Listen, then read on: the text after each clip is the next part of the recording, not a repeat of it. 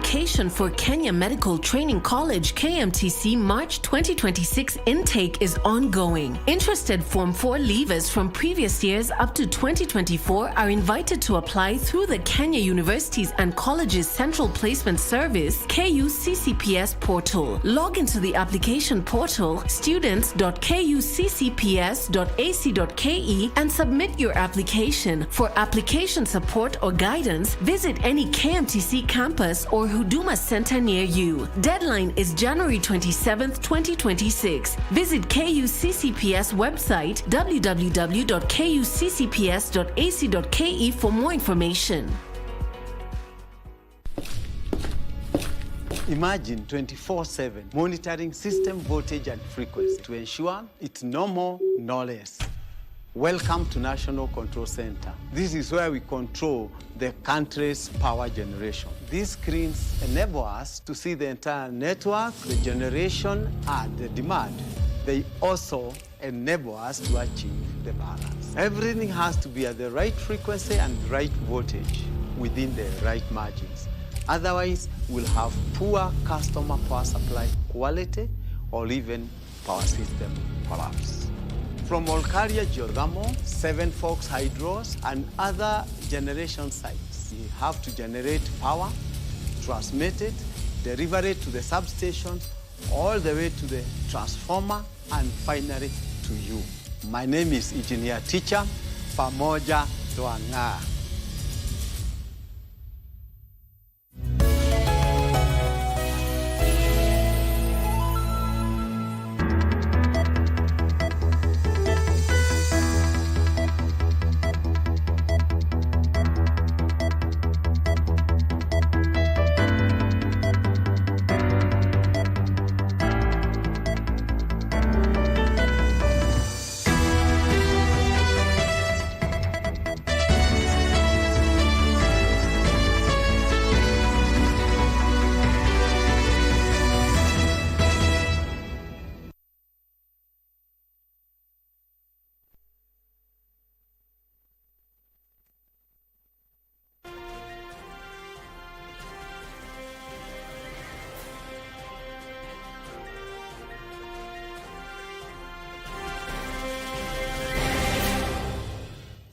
It's the 24th of January 2026.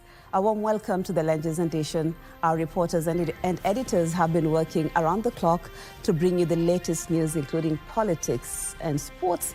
But before we get into the news, a look at the highlights.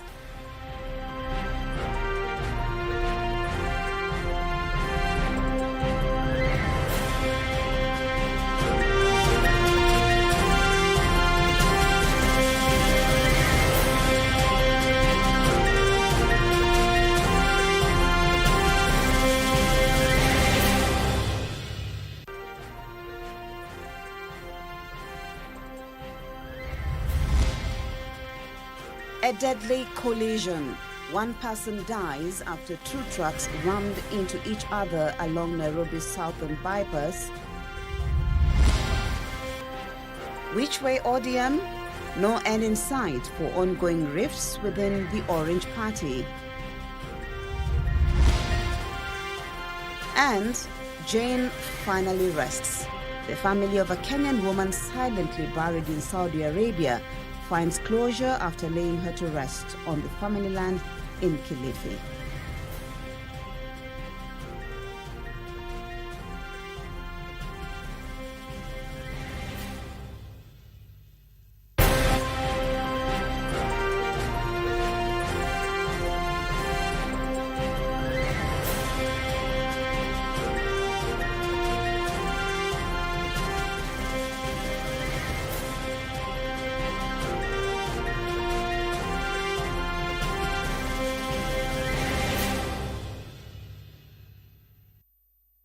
Thank you for making the time for us. My name is Mariambo, and helping me in the sign language is Byron Abole.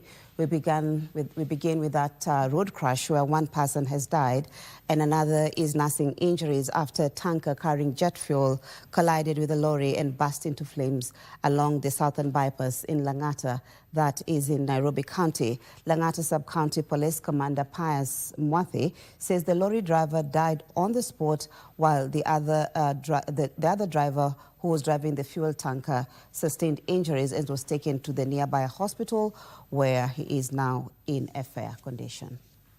The Nairobi Southern Bypass was partially closed on Saturday after two trucks collided and burst into flames. One person died on the spot. The family of the deceased who arrived at the scene was inconsolable.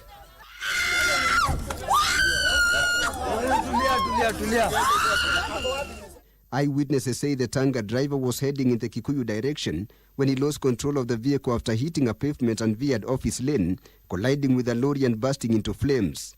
On reaching kwa hiyo hill, ikafika ile ikapunguziwa nguvu. After kupungukiwa nguvu, hii ingine ilikuwa inakuja nyuma, ikajaribu kuepa, juu ilikuwa imeshika line mbili. Sio kuepa, ikagonga pavement. After kugonga pavement, ikaruka mpaka ikavuka kwa barabara hii ingine ya kuteremuka. Kuna road ilikuwa inateremuka. Nayo ndio imegonga, hiyo imecross barabara yenye ilikuwa napanda bio, na hapo venye ile side ilikuwa inaenda kuna tunnel. Hapo ndio imekuja ikacross barabara na hapo tu moto ikaanza nilikuwa kwa ubali moto ukaanza tu instant. Langata Sub-County Police Commander Pius Mwanthi says the lorry driver died on the spot, while the driver of the fuel tanker sustained injuries and was taken to the nearby hospital, where he is now in a stable condition. As a result, we have lost one person, the driver of the vehicle that was coming from Kikuyu general direction. The driver of the vehicle that busted and was carrying jet fuel, fortunately, he sustained injuries. He was rescued and taken to the nearby hospital, where he has been treated and is now in fair condition. 3 vehicles parked at a nearby car wash were also damaged in the fire. The rescue teams from Nairobi County Fire Brigade, the Red Cross Society and also officials from the Energy and Petroleum Regulatory Authority were at the scene doing everything possible to clear the wreckage. The accident also led to a huge traffic snarl-up along the bypass.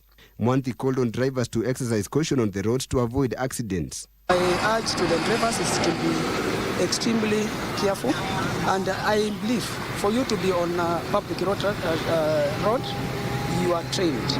Let them follow procedures the way they were trained.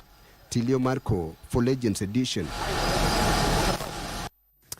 The ongoing rifts within the ODM party continued to play out in Kisumu on Saturday after a section of the party allied to Winnie Odinga and Secretary General Edwin Sifuna boycotted a rally organized by ODM party leader Oburu Odinga.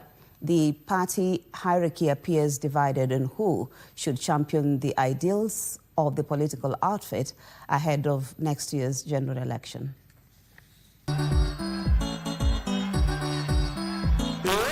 ODM party leader Oburu Oginga may be facing his toughest political challenge yet as he balances the interest of the larger ODM family and the apparent disquiet over Raila Odinga's succession. On one end of the tug of war is Winnie Odinga, flanked by a host of youthful party members.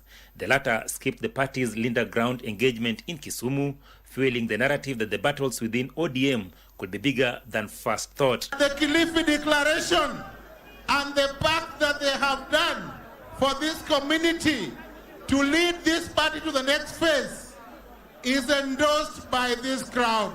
Sisi kama vijana wa chama, sisi kama Gen Z wa chama, tumekubali kusimama na Dr. Oburu Odinga. Let us remember that Daktari is a leader of ODM, which is a national movement. Let us not reduce Daktari Oginga to the leader of the Luo at the expense of the 10 million supporters of the ODM party. But while addressing the party supporters in Kisumu, Oburu said ODM is yet to agree on any pre- or post-election pact with UDA, but will continue to carry out grassroots consultation with its members before commencing any talks with the ruling party. And as a people, we have made a decision that our leader as a community and the leader of our party, Dr. Oburu Odinga, should now move forward with the intention to negotiate. He, however, ruled out negotiations with the opposition, citing past betrayal in similar arrangements. Leaders who spoke at the forum, including Treasury CS John Mbadi and his energy counterpart Opiyo Wandayi, said the community's interests were best served in government. That we unequivocally support the resolutions of the Orange Democratic Movement Central Committee to commence structured engagements with like-minded political parties, beginning with the United Democratic Alliance, UDA, in pursuit of national stability, inclusivity, and the advancement of interests of our community in the national affairs. The Orange Party has been at crossroads since the demise of Raila Odinga. 3 factions have emerged, with one keen on continuing the current engagement with the government, while another wants out. A third faction wants dialogue to ensure everyone is on board before a critical party decision is made. Achola Simon, Legends Edition, Kisumu County. Former Deputy President and Democracy for Citizens Party leader Rigathi Gachagua has urged the Mount Kenya region to resist any political attempts to divide it into West and East regions ahead of next year's general polls. The DCP leader further sustained his criticism of Northeastern leaders, accusing them of enriching themselves at the expense of the suffering of the electorate who are currently facing drought. Former Deputy President Rigathi Gachagua on Saturday began a tour of his backyard in the Mount Kenya region in a continuation bid of popularizing his 2027 political vehicle, Democracy for Citizens Party. These coming days, after President William Ruto and his Kenya Kwanza Brigade pitched tent in the region to roll out Nyota program. Gachagua made stopovers in Kigumo, Kirinyaga County, and Karatina in Nyeri County, where he called out the United Democratic Alliance elected leaders, vowing to teach them a lesson in the next year's general election. Kazi ya kwanza hapa Mutira ni kulipa madeni yote ya wakulima ya kahawa wakuwe free waendelee na kazi yao. The DCP leader urged the mountain to ignore leaders calling for splitting of the region into 2 blocks. At the same time, said he will continue to defend the electorate in Northeastern. Mimi nimetetea watu ya Mandera na watu ya Wajia na watu ya Garissa, watu ya Marsabit na Isiolo. Wamedhulumiwa na viongozi wao. Mimi nitaenda Northeastern, vijana ya Gen Z wamenialika niwasaidie katika ukombozi wa Northeastern Province. Katika wanasiasa huu mwaka tuchunge. This as Tana River County Senator Danson Mungatana took issue with Gachagua's remarks on the ethnic communities in Lamu County. Ati wachukue viti vyote bila kuachia wenyeji. Si hiyo ni uchochezi jameni? Si ni uchochezi? Sisi tunasema watu waishi vizuri, watu waelewane, watu wapange maneno yao vizuri. Mungatana added that the remarks misrepresent the truth, saying such statements may spark ethnic divisions and undermine the principles of national unity. Give us in mind, Legends Edition. And politicians allied to the Kenya Kwanza, led by Kimani Ichung'wah and Senator Aaron Cheriot, have rallied the pastoral communities to support President William Ruto's development agenda and re-election in 2027. The UDA leaders attended the Women Empowerment event in Saku, that is in Marsabit County, where they also spelled out the development gains the area was getting since President Ruto took power.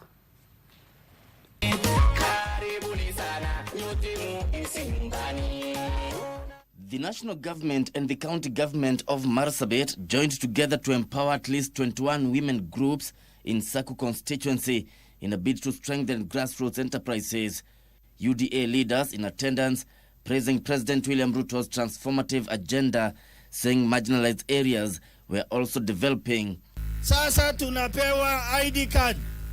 Hapo awali sisi tulikuwa kama wananchi wale wanaitwa second class. Unajua kuna watu walikuwa wamefungia watu wa Marsabit, watu wa Mandera, watu wa Wajia wasishikane na Wakenya wengine. Lakini Rais William Samoei Ruto amevunja hiyo mipaka, amevunja hiyo minyororo, mpaka mimi kijana kutoka kule Kakamega ninafika hapa Marsabit nisaidiane na kina mama wa Marsabit. Ndio rais zaidi ya kujenga madarasa 23,000 kwa muda wa miaka mitatu ametuajiria walimu 1,100. Sisi tunasema kwa sababu ya William Samoei Ruto 2 term ni kwa sababu sisi watu ya pastoralist wa kutoka sehemu hizi, ile serikali imesimama na sisi ni serikali ya William Samoei Ruto. Leaders from northern Kenya taking on DCP party leader Rigathi Gachagua, who recently accused them of refusing to develop their region. Mwenye alikuwa akisema pesa mingi inaenda northern Kenya na hawafai, ambaye alikuwa anakampenia 1 shilling, 1 man, 1 vote, ni yeye ambaye alitaka kunyima sisi pesa. Hapa stadium ya Marsabit rais ametoa amri, imewekwa shilingi milioni 280. Elsewhere in Makueni County, Roots Party leader George Wajakoya has hailed the ruling regime for initiating reforms that have improved the welfare of Kenya Police Service. A police officer should be nurtured, treasured, recognized, and accepted by society. And that's what I would like to thank His Excellency the President for taking care of our police. And tonight when we kiss. And the Central Organization of Trade Unions COTU Secretary General Francis Atwoli has called on Kenyan youths to rally behind President William Ruto's re-election bid, stating that the head of state has the capacity and vision to transform Kenya into a first-class nation. Lakini ukiangalia kazi ile amefanya kwa miaka 2, sisi hatungeliweza hata kama kwa miaka 5, miaka 10. Muone hiyo. Atwoli was speaking in Eldama Ravine, Baringo County. Gishoki Washira, Legends Edition. Well, and that story by Gishuki Washira brings us to our first break of the Legends Edition. More news to follow shortly. Stay with us if you can.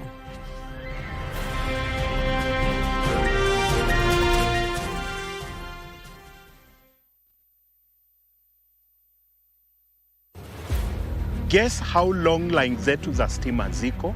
320,000 kilometers. Hiyo ni kama go around the earth 8 times. Wacha nikuelezee how far we go to bring you electricity. Hapa ni substation. Substation, hata engineers wakikuja, they don't just walk in. They have to be in touch with the controllers. They ask them to give them permits ya wafanyakazi kwa any place. Boss, hii sasa ndio final. Inaitwa transmission line. These lines transmit power from big stations like Olkaria at 200 up to 500,000 volts. Kazi yangu is to let 500,000 volts of electricity flow around me while I work so that Kenyans can get power. Hii kazi inahitaji bravery, strength, confidence, courage, hizo vitu zote. Kila saa nikiambia watu kazi mimi nafanya, wananiuliza why, na mimi nawauliza why. Somebody has to do it. For them, for you. Shine on Kenya, pamoja tuang'aa. Wewe, Katunge, wapi uniform? Undercover. Sijus. Wewe, mama.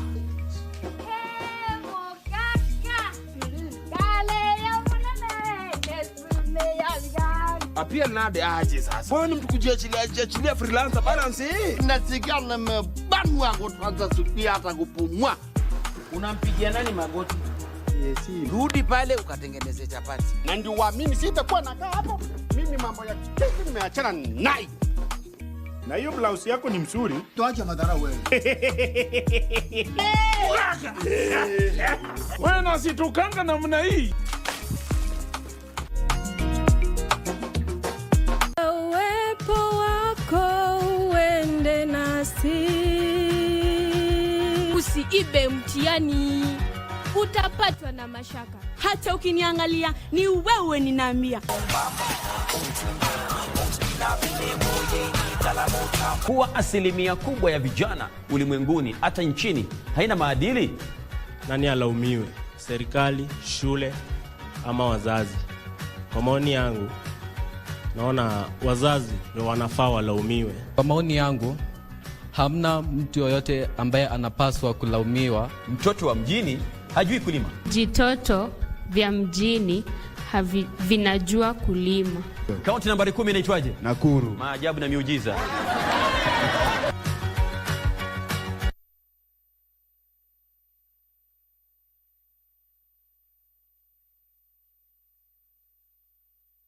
Thank you for staying with us. The Legends edition continues, where a section of Orange Democratic Movement women leaders in Coast Region, led by Likoni Member of Parliament Meshimboko, have welcomed the nomination of Canon Dr. Odinga as Kenya's ambassador and permanent representative to the United Nations Environment Programme. Meshi described the nomination by President William Ruto as historic and a strong affirmation of Kenyan women. Boko said the appointment not only honors the former Prime Minister Raila Odinga's widow, but also reflects the growing acknowledgement of women's leadership and contribution to national and global affairs. Sentiments echoed by Mombasa County Governor Abdul Somad Nasser.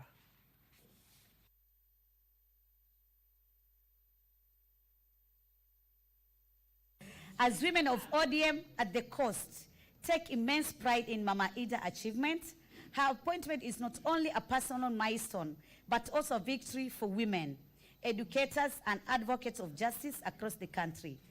It reaffirms the place of women's leadership in shaping Kenya's present and future, both nationally and internationally.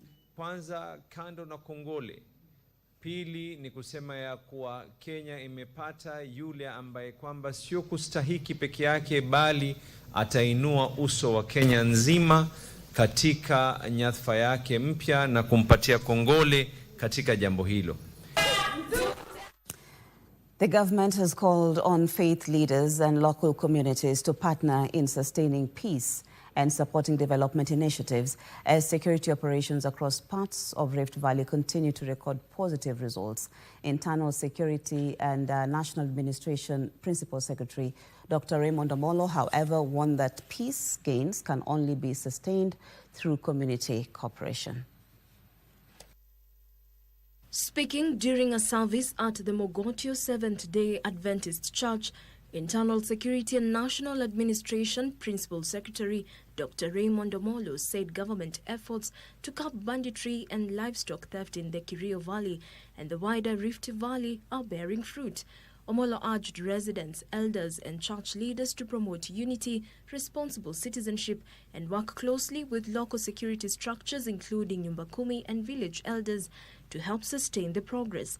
Kwa sasa, kwa mara ya kwanza tangu hii dunia iumbwe, viongozi wenyewe na wananchi wenyewe wanasema tumekuwa na utulivu katika eneo bonde la Ufa, na ningewahimiza tuzidi kushirikiana ili wakaaji wa Baringo, wakaaji wa North Rift wao wanaweza kufanya mambo yao kama Wakenya wengine. On service delivery, the PS announced the operationalization of several previously gazetted administrative units to bring government services closer to the residents. He noted that Mogotio has 3 new locations and 3 sub-locations, while across Baringo County, 5 divisions, more than 20 locations, and over 40 sub-locations will be operationalized. Na tunafanya hiyo kwa sababu wananchi tunataka wapate huduma kwa ukaribu na urahisi. Wasiteseke kutembea distances refu. Omolo further highlighted ongoing youth empowerment programs, including the Nyote Initiative, under which more than 121,000 young people nationally are expected to benefit, with selected youth in each ward receiving grants to support business growth. He further underscored the importance of skills certification for artisans, noting that formal recognition enhances income opportunities locally and abroad through the government's labor mobility program. Jacqueline Masharia for Legends Edition. The Ministry of Roads and Transport has prioritized the clearance of pending bills as it moves to fast-track the completion of the 74-kilometer Mbita-Sindo-Sori Road, a key infrastructure project linking Homa Bay and Migori counties. Roads and Transport Cabinet Secretary Davis Churchill says the ministry is currently settling outstanding payments, assuring contractors that all pending bills within the ministry will be cleared by the end of next week. The CS noted that tarmacking works on the Mbita-Sindo-Sori Road have so far covered 18 kilometers, adding that the project will significantly improve the movement of goods and services and unlock economic opportunities in the two counties once completed. To assure Kenyans that after securitization of the 7 shillings to raise 175 billion Kenya shilling, there is no pending bill to any contractor today up to December 2024. Na hata ile kidogo imekusanyika ya 2025, hii wiki tunaanza kesho kutwa, tutaanza kulipa all the pending bills for 2025 because we have sorted out the challenge of pending bills, employing innovative fundraising to ensure that we are able to build our economies. When we don't have roads and we can't connect our goods to market and we can't move people to market the way we witness this road from Bita to Sindo, the country can develop. We have paid all the bills to September 2025. And the Waziri will tell you here that all the bills up to the end of December last year, 2025, we will clear all those bills and the road sector will not have the challenge that we have had for years. Now, the family of a woman who died while working in Saudi Arabia has finally been able to give her a befitting send-off at home. Jane Omondi, who hailed from Kaloleni in Kilifi County, died in 2024 and was buried in Saudi Arabia without her family's knowledge. Her remains were later exhumed and repatriated to Kenya for burial. Human rights advocates say her death highlights ongoing cases of abuse and neglect faced by Kenyans working abroad. After more than a year and a half of anguish, the family of Jane Omondi finally had the opportunity to bury her at home. Jane's husband, Samuel Gumbao, recounted the family's ordeal after the agent who facilitated her travel to Saudi Arabia went into hiding as details surrounding her death began to emerge. Jane akaga tarehe 3 mwezi wa 7 mwaka wa 2024. Tumetembea hapa na pale, tumekoniwa, nimeharibu pesa ili kufanikisha mke wangu nitamwona vipi ama nitamzika vipi. Ile hali tumepitia ilikuwa ngumu sana. Mpaka ilikuwa tumeshainua mkono. Kwa sababu tulijaribu sana tangu tuanze. Human rights advocate Alex Mwanza says there has been a surge in fake recruitment agents who abandon Kenyan workers, particularly in Arab countries. Ingekuwa si agent kutoroka, huyu ndugu asingeteseka namna ile vile alivyoteseka. Lakini walimwacha kaangaika pamoja na familia. Na hatimaye mwili wa Jane ukazikwa Saudi Arabia. Meanwhile, 5 other families are demanding the repatriation of the bodies of their relatives buried in Saudi Arabia. Kwa hivyo tumepokea hawa wawili na tuna imani wale wengine 5 bado pia watakuja Kenya. Kwa hivyo tumekuja kusema asante kwa serikali na izidi kutushikilia. The government has been urged to urgently review and strengthen laws governing overseas employment to better protect Kenyans working abroad. Wakenya wetu mbali na kwamba wanateswa, wasimame imara, waimarisha sheria za wafanyajikazi ambao wanafanya kazi nchi za nje, na yeyote ambaye atakayekuwa ameaga dunia asizikwe taifa la Saudi Arabia. Let's now look at matters food security, where Kenya is turning to science, biotechnology and innovation as a solution to persistent food insecurity and heavy reliance on food imports. This was highlighted at the National Commission for Science, Technology and Innovation NACOSTI workshop in Nairobi that brought together local and international researchers. Science, Research and Innovation Principal Secretary Professor Shaukat Abdul Razak and the Commission's Acting Director General David Ngigi noted that that research and emerging technologies and capacity building can be leveraged to help develop climate-resilient crops, reduce post-harvest losses, and strengthen food security, particularly in arid and semi-arid regions. We are now finalizing the master plan of research financing and capacity strengthening. Under this, we will be able to look at how we can be able to build capacity, break the silo mentality, build synergies, collaboration and cooperation. Biotechnology as one of the emerging technology, it's critical, particularly for us to, as one of our priority in the country is dealing with the issues of food security. So biotechnology is one of the tools that we really need to embrace.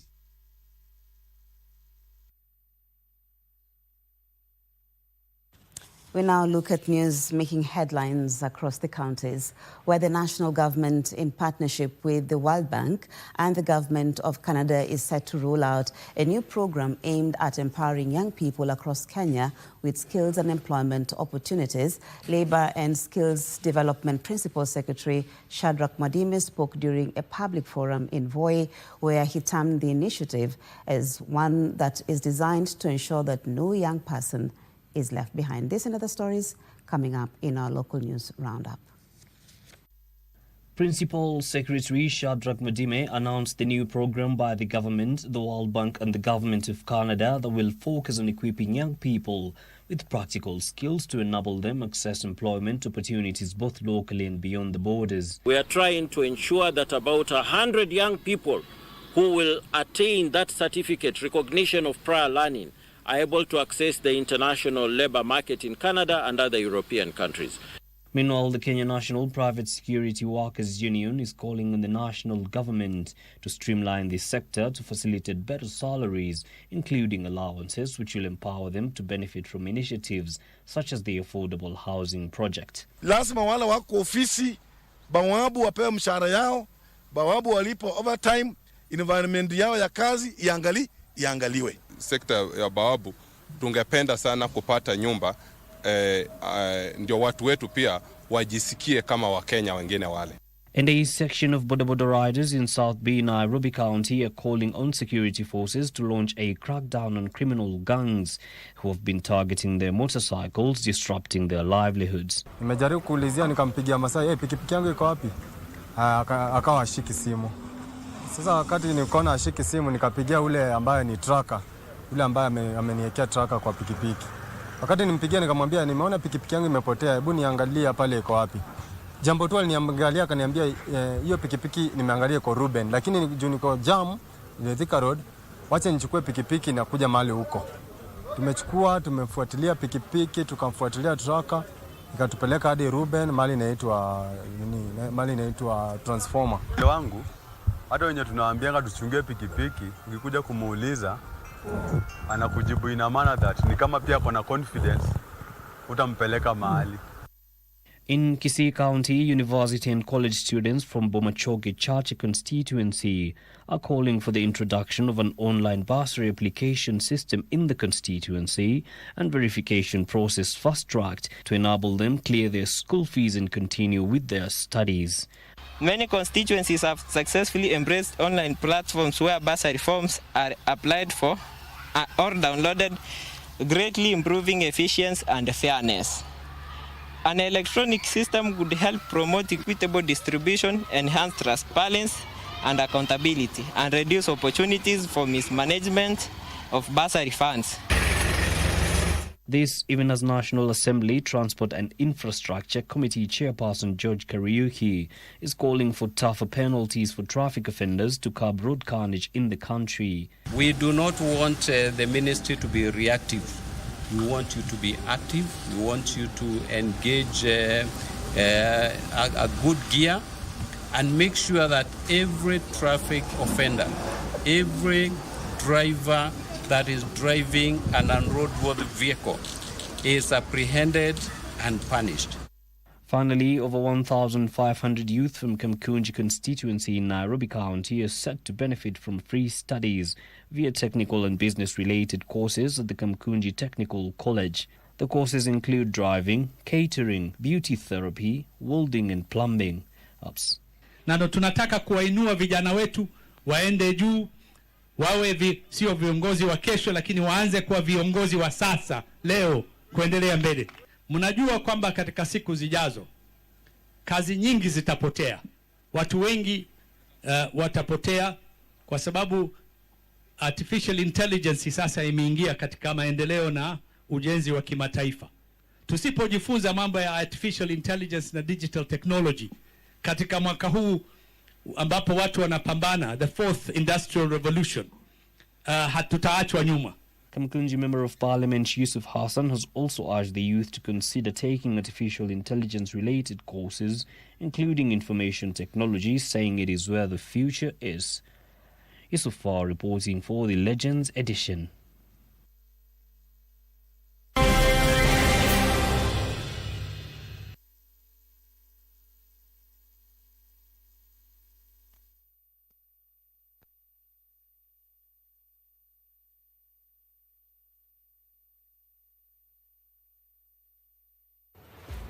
Guess how long line zetu za stima ziko? Bright moments. Moments that inspire, enlighten,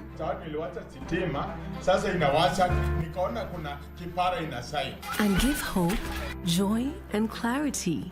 We move forward together, shining and with purpose. For years, we have been your trusted partners that have kept the path illuminated into a bright shared future. Empowering education, information, and entertainment, bringing light to homes, schools, shops, and hospitals in urban centers and villages. Our aim is to do everything possible to keep dreams alive through dedication and power. Kenya Power. Pamoja tuang'aa. My name is DJ D, and on the ones and twos is DJ Leo. We bring you the best of African entertainment. From Afrobeat to Amapiano. Daddy, me I want to party. Genge to bongo. Rusha mikono kama unaona uko tipsy. Rusha mikono kama maisha iko fiti. And Zouk to Kwaito. Put me for party. And not only that, anything juicy in the entertainment industry, we give it to you. Catch us every Sunday from 2:30 to 4 p.m. Only on KBC Channel 1.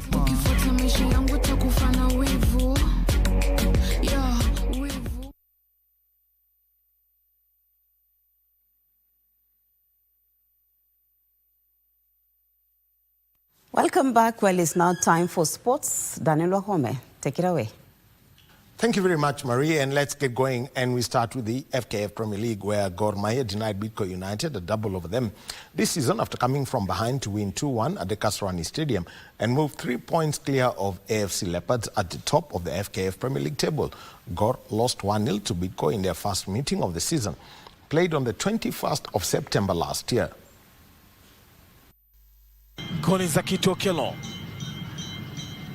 A 98th minute winning goal earned Gor Mahia a vital 2-1 win over Bidco United to pull away from AFC Leopards at the top of the FKF Premier League table.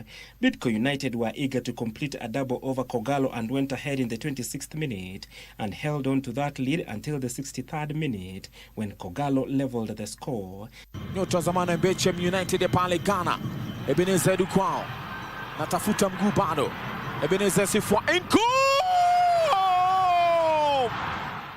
The game looked destined for a draw until a last kick of the game handed Gor Mahia the 3 points that puts them firmly in control of the league on 36 points, 3 above Leopards, while Bidco are in 16th position with 15 points. Katina letwa ndani huko. Bado na foul!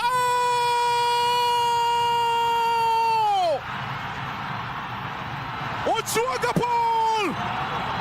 Kama ulikuwa umeweka sufuria iliyojaa mawe ndani. Meanwhile, defending champions Kenya Police registered their first win in 7 matches after beating Mara Sugar 1-0 to move up to 4th on the table. Police had gone 6 games without a win since they defeated Kariobangi Sharks on the 6th of December last year and are now 4th behind Shabana FC, who let a 2-goal lead slip in the second half to draw 3-3 with APS Bomet. There were no goals witnessed in the game between Bandari FC and Kariobangi Sharks, leaving Bandari on 24 points from 17 matches, while Sharks remain bottom on 14 points from 18 matches. Polo chuoga kaiona theluji kule juu ya dari huku ndio utapata njiwa. And the Kenya national futsal team suffered a heavy 8-4 loss to Namibia in their first leg of the Futsal Africa Cup of Nations qualifier match last night in Swakopmund, Namibia. Kenya trailed 3-2 at halftime but conceded 5 goals in the second half, while being restricted to just 2 for the 8-4 loss. Namibia captain Ken Salote was the star of the game, scoring half of the goals for his side. Will now take a 4-goal lead into the second leg to be played in Nairobi on Wednesday, the 28th of January. The winners of the 2-legged encounter will play Libya in the second and final round of qualifiers. 7 qualified teams will join hosts Morocco in the continental tournament to be held from the 11th to the 21st of April this year.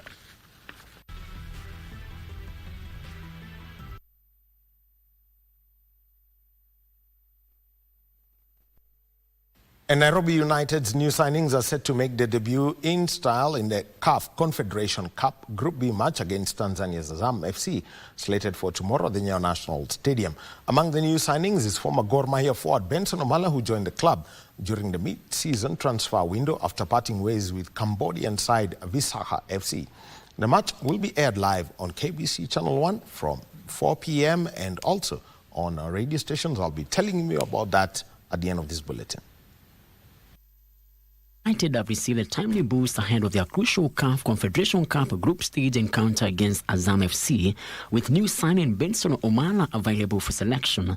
The Nai boys, who eliminated Tunisia giants Etoile du Sahel in the second qualifying round to make it to the group stage in their debut, are yet to register a win in the lucrative stage after losing to Wydad Casablanca 3-0 before Congolese AS Maniema Union beat them by a solitary goal in the opening 2 matches. Massive experience in the team, and for us, the experience is there for Azam, but for us, if you have a big heart, we have a will to play, and I believe we've been doing that. We played against OM, which was a club 100 years ago. What I can say is just a normal game.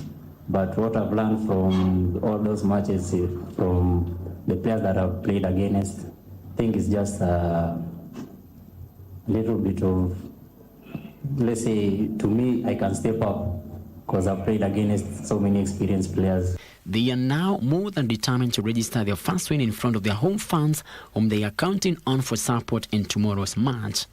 Their opponent Azam FC have not fared well either, having lost 2-0 to AS Maniema Union before suffering a narrow 1-0 loss at home to Moroccan giants Wydad Casablanca.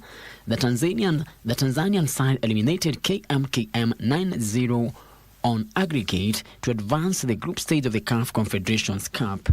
AS Maniema and Wydad will face off tomorrow in the other Group B match of the CAF Confederations Cup. Frederick Mwoki for Legends Edition. And Royal Clover and Aaron Amin won silver medals for Kenya during the ongoing Casablanca Cadet Africa Cup in Morocco as the young judokas continue to make their mark on the continental stage. They delivered strong performances against top international competition to signal a promising future for the sport, as Daniel Mwendo reports. Kenya's flag is flying high at the Casablanca Cadet African Cup 2026 as 2 rising judokas powered their way into the finals after dominant displays on the mat. Royal Clover showed remarkable resilience in the girls' 48 kilograms category. After finishing 4th in the junior cadet division early in the competition, Clover bounced back in style, outclassing Jordan's Washer Holder to book a place in the final. She came up against host nation favourite Fatouma Niadoui of Morocco, settling for a well-earned silver medal after a sprinted contest. In the boys' 50 kilograms category, Aaron Amim was equally impressive. The Kenyan judoka proved too strong for Kuwait's Al-Shamar Abdul Jalain, securing a decisive victory to advance to the final. Amin then faced Abdullahi of Saudi Arabia, where he finished second to claim silver.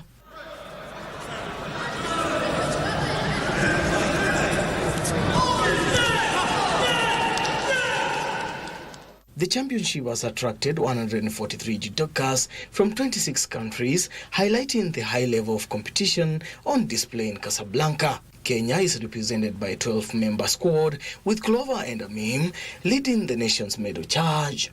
For Legends Edition Sports, I'm Daniel Mwendwa. And the national women's rugby sevens team, the Kenya Lionesses, have unveiled a formidable 14-player squad that will travel to Spain for a camp ahead of the upcoming World Rugby Sevens 2 slated for next month in Nairobi. Head coach and technical bench have blended experience with youthful energy in the squad as the team seeks to solidify the squad ahead of the upcoming assignments. Leading the squad are seasoned campaigners Christabel Lindo and Naomi Amuguni, whose pace, physicality and leadership are expected to anchor the team both in attack and defense. Janet Okelo, Sheila Jachira and Nelly Tikombe add bite in the forwards. The midfield and wide channels will be energized by the presence of Edith Sali, Maureen Moritu and Stella Wafula, players known for their work rate and ability to exploit space. Phoebe Otieno and Sinaida Mukaya provide speed and finishing power, while Frecia Odwor and Faith Livoy are expected to bring creativity in the team. Rounding off the squad are Marvel Oswago and Grace Okulu. Through the hands, one more pass needs to be made. One more pass is made. And Naomi Amuguni. The team is set to depart for Alicante, Spain on Monday, where they will take part in a one-week training camp before returning to Kenya on 31st of this month in readiness for the HSBC Sevens 2 tournament at the Nyayo National Stadium mid-next month. Frederick Muki for Legends Edition.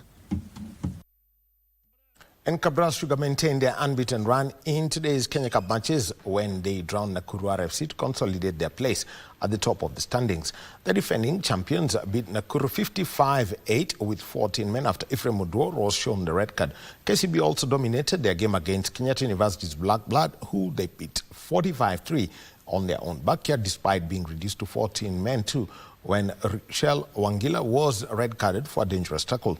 Strathmore Leos, however, had to fight back to contain Desta Falcons in a varsity affair, which they won 34-31 at their complex to at least end the weekend on high after losing their previous match. And Kisumu RFC had a reason to smile at the Mamboleo pitch after overcoming Impala 29-22 to register their first win of the season.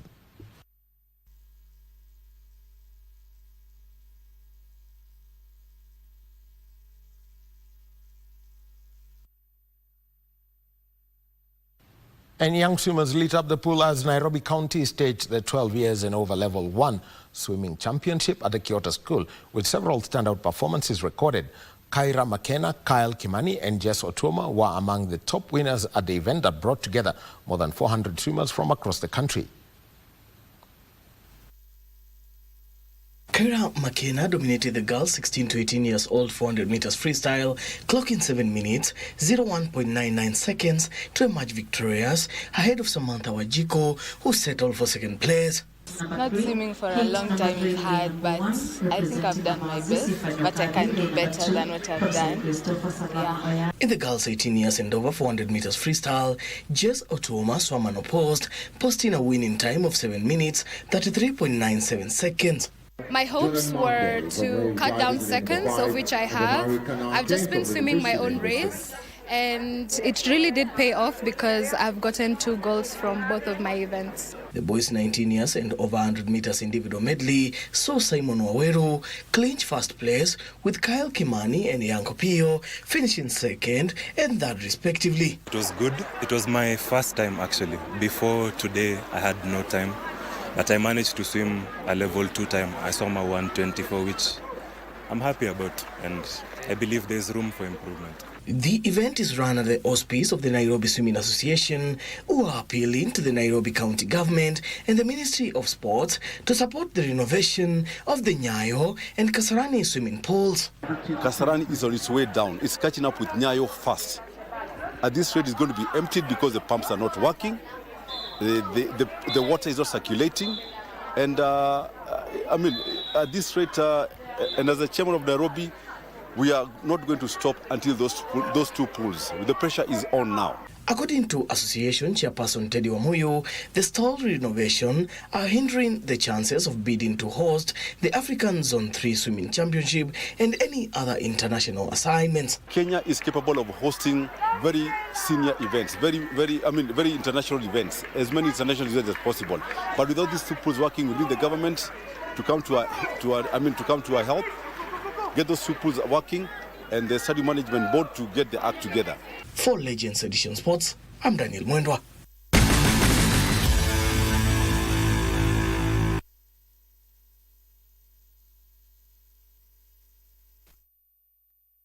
In this match, he's punched it into the path of waiting defenders. This time he's great on his line d'or. This Sunday, the 25th of January on KBC Channel 1, football takes center stage. Two giants, one battle, continental pride on the line. Odor makes the save. Kenya's Nairobi United face off against Tanzania's Azam FC in a thrilling Total Energies CAF Confederation Cup showdown. Live from the Nyayo National Stadium, where passion meets power. Lovely, Skipper's pretty cut. Here's a chance. Do not miss a single kick, tackle or goal. This Sunday, live from 4 p.m. on KBC Channel 1, your true sports partner.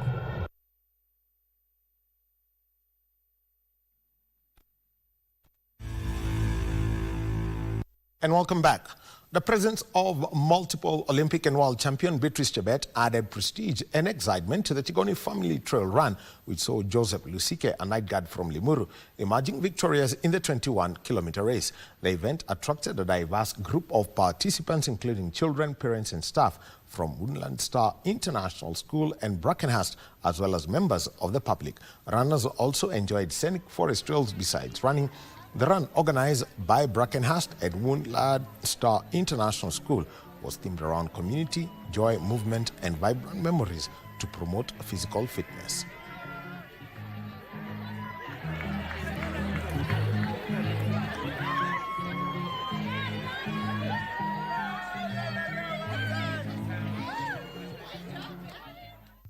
Mbio mzuri, lakini tunaamini pia na kung'ang'ana na nikamaliza nikiwa number 1. So attitude ilikuwa sawa, ilikuwa mbaya, ilikuwa nzuri, but nilimaliza vizuri. Blend between running, fun and nature.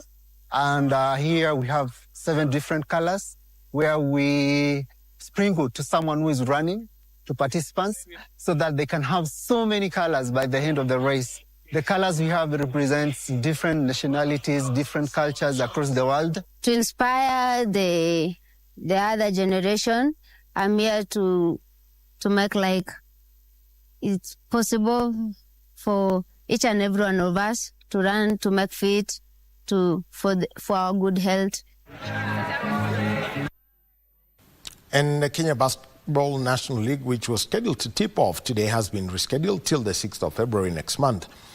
According to the Federation Secretary General Agnes Luchivia, the short delay follows internal consultations and an ongoing review of the league's operational and commercial plans. She said they are finalizing talks with a potential strategic partner and wants all agreements to be clearly defined before the season begins. The Federation stressed that the postponement is purely administrative and does not disadvantage any club or stakeholder. Rather, it is aimed at ensuring the league starts on a strong, professional and transparent foundation that protects players, clubs and the future of basketball in the country. Nairobi City Thunder are the defending men's premier champions, while KPA are the women's champions.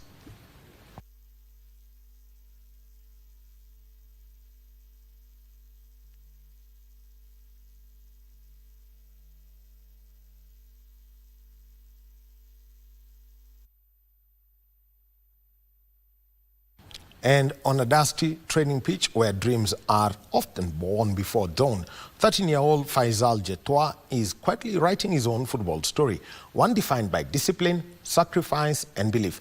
Faisal, who is in his early teens, is already showing the promise of a player far beyond his years. Currently turning out for Fazam Football Club, the young footballer represents a growing wave of grassroots talent that continues to shape the future of Kenyan football.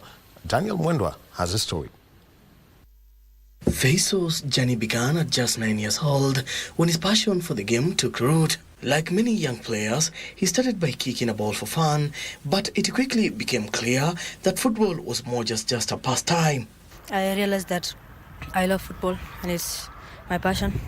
Yeah, I broke windows at home and my dad really got pissed, so he told me to go to academy, and that's how I knew that this is my future. He used to love colors when I bought for him a beach ball, and he used to love that toy. So that was the first time I realized that he's into ball.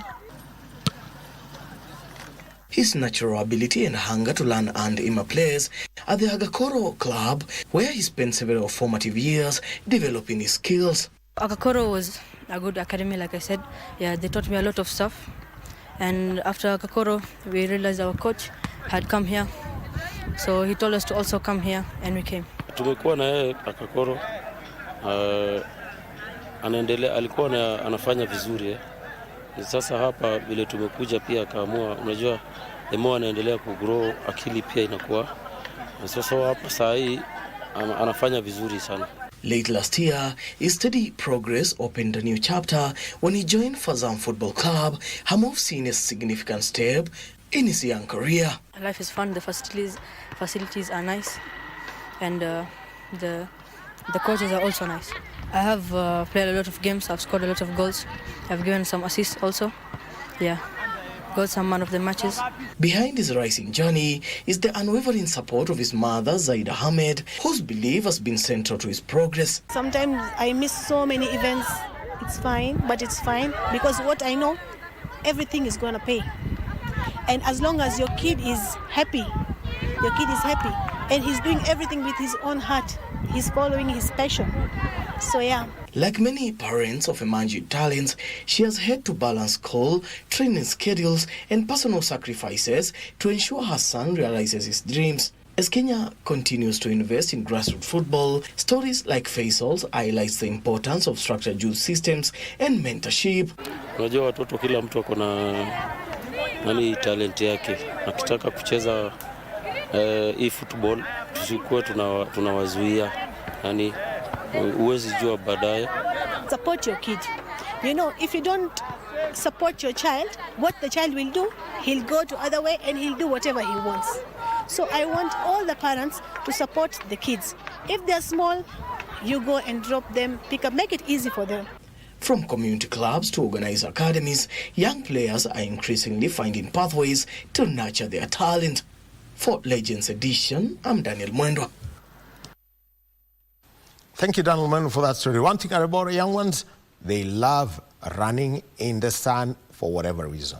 Now let's go across our borders where West Ham United scored 3 goals in the first half to beat Sunderland by 3-1 and move 5 points clear of the bottom 2. The result means West Ham have won 3 games in a row in all competitions for the first time since November 2023. It's long throw inside the penalty area. It's Castellanos that got to it. Target. And that's the sport for tonight. But remember, tomorrow at 4 p.m., let me take you back to August 2025. Kenyans really wanted to face Tanzania. Now, KBC Channel 1 is giving you that opportunity at club level to watch a Kenyan club against a Tanzanian club. Benson Omala against Faisal Salum, better known as Fei Toto. Nairobi United versus Azam FC at 4 p.m. So keep that as a date for tomorrow 4 p.m. But coming up in a few minutes, get your high waist and all those flash clothes because DJ Salim 254, Marie Jose and Simeoni Mufumu wa Kimbangu will be doing what they say is Bridge over Congo, and I've been told it's Mambo Malembe Malembe. Have a good evening. Back to you, Marie. Thank you so much, Daniel Ohome, for this sports update. And that's where we put the Legends edition to a close. My name is Maria, and definitely helping me on the sign language was Byron Abuli. To have a good night.